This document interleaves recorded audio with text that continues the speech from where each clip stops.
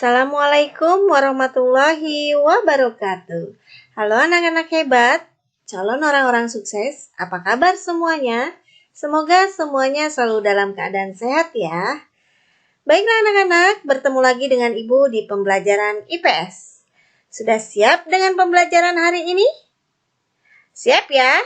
Berarti kalau sudah siap, alat tulis, buku tulis, dan buku paketnya sudah ada di atas meja masing-masing. Ya? Baiklah, kita mulai pembelajarannya.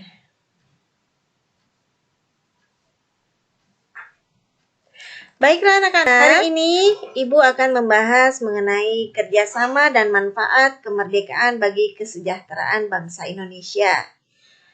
Lebih jelasnya, kita simak videonya sama-sama.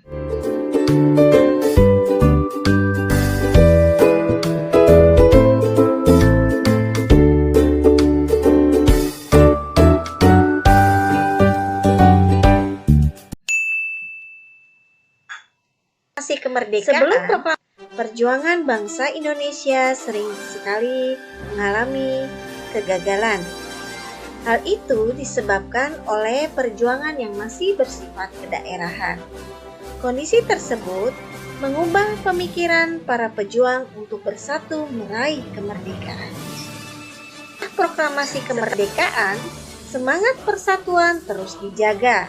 Bangsa Indonesia kembali bersatu untuk mempertahankan kemerdekaan dari ancaman bangsa asing. Mereka bekerja sama mengusir bangsa asing yang kembali ingin menguasai Indonesia. Kerjasama ini diwujudkan dengan pertempuran yang melibatkan bangsa Indonesia di berbagai wilayah, misalnya pertempuran Surabaya.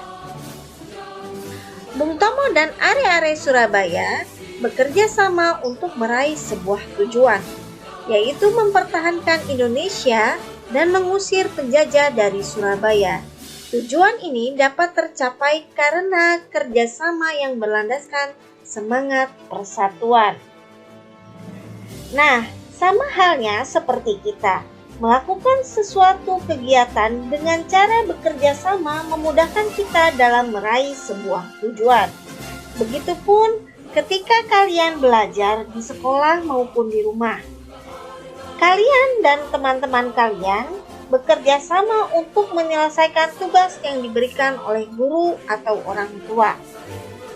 Kerjasama membuat pekerjaan menjadi ringan dan cepat selesai. Betul? Betul ya? Sama halnya dengan kerjasama mempertahankan kemerdekaan Indonesia. Pada masa penjajahan, bangsa Indonesia tidak mendapatkan hak-haknya sebagai warga negara. Bangsa Indonesia mengalami kesengsaraan. Nah, anak-anak, alhamdulillah, sekarang kita tinggal menikmati hasilnya, ya. Untuk mengisi kemerdekaan, bagaimana caranya? Yaitu rajin belajar, bekerja keras, mencapai cita-cita, ya, seperti itu ya. Mengikuti upacara bendera setiap hari Senin dengan hikmat. Nah, jadi kita tidak boleh melupakan jasa para pahlawan, ya. Baiklah anak-anak, kita lanjutkan.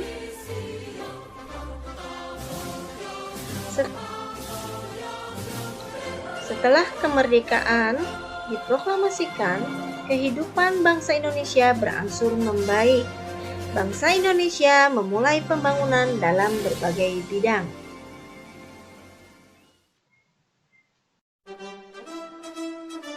Setelah merdeka, Indonesia memulai pembangunannya dalam bidang pendidikan, ekonomi, dan sosial.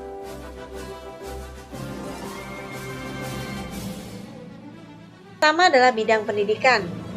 Bangsa Indonesia melaksanakan pembangunan di bidang pendidikan.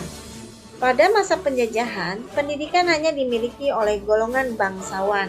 Selain itu, hanya kaum laki-laki saja yang berhak memperoleh pendidikan. Nah, kenapa sih kok hanya laki-laki saja? Nah, pada masa itu laki-laki dianggap lebih kuat daripada perempuan, ya. Jadi perempuan itu dianggapnya lemah, kaum lemah, ya. Nah, laki-laki juga bisa ikut perang pada saat itu. Setelah kemerdekaan, seluruh rakyat Indonesia berhak memperoleh pendidikan yang layak. Pria dan wanita memiliki hak yang sama untuk memperoleh pendidikan. Pendidikan yang layak bagi semua golongan merupakan salah satu tujuan bangsa Indonesia. Hal tersebut tercantum dalam pembukaan Undang-Undang Dasar 1945, alinea keempat, yaitu mencerdaskan kehidupan bangsa. Alhamdulillah, kaum perempuan sama rata dengan laki-laki, ya. Jadi mengenyam pendidikan yang sama, ya. Begitupun dalam hal pekerjaan, ya. Laki-laki bisa menjadi dokter, perempuan juga bisa. Laki-laki menjadi presiden, perempuan juga bisa menjadi presiden. Yang kedua adalah perekonomian. Setelah merdeka, perekonomian Indonesia berhasil dikuasai oleh negara. Pemerintah mulai memperbaiki perekonomian bangsa Indonesia. Rakyat Indonesia dibebaskan untuk melakukan kegiatan ekonomi untuk meningkatkan kesejahteraannya.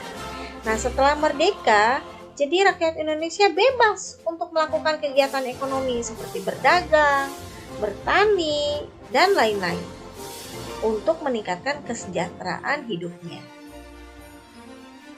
Setelah merdeka, setiap rakyat Indonesia memiliki hak dan kewajiban yang sama.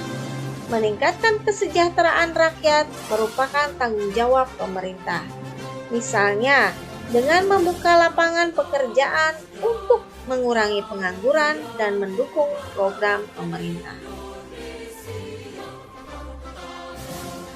Nah, sekarang upaya meningkatkan kesejahteraan pada masa awal kemerdekaan.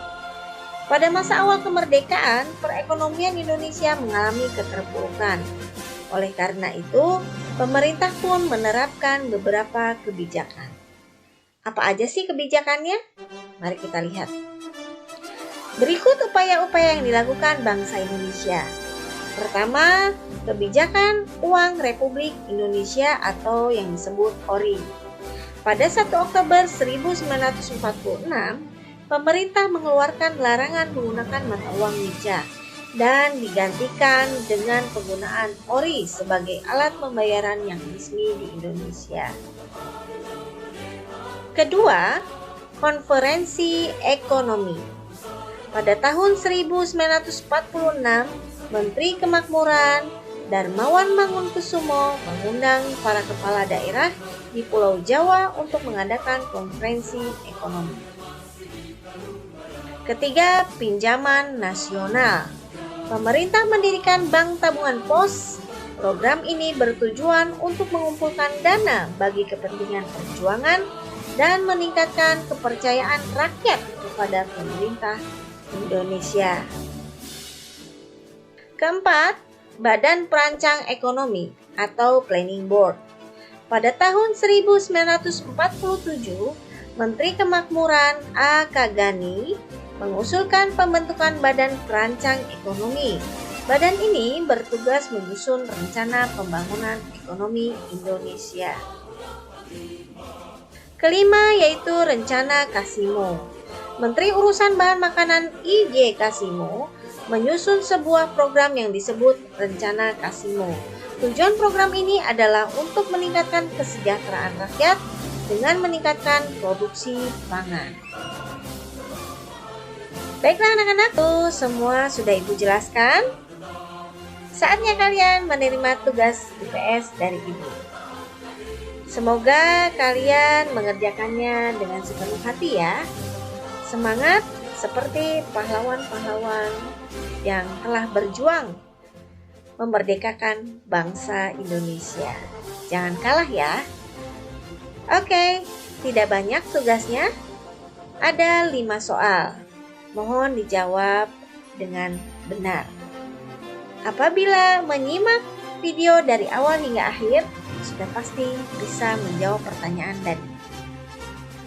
Anak-anak, demikianlah pembelajaran hari ini.